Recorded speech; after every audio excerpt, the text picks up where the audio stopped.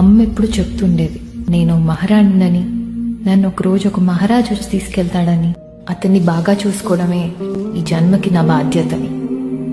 అతని కోసం ఎదురు చూడటంలోనే ఎన్నో రోజులు గడిచిపోయాయి. నాలో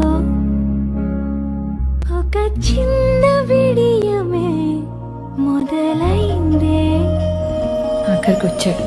పరువానలో ప్రేమే తేనలా తడితే ఎదచాటునే రాగం తీగలా చుడితే నాలోని సంకెళ్ళు దాటేదెలా, ఈ కబురంత నీ దాకా చేరేదెలా, ఇన్నాళ్ళుగా నా ఆశకే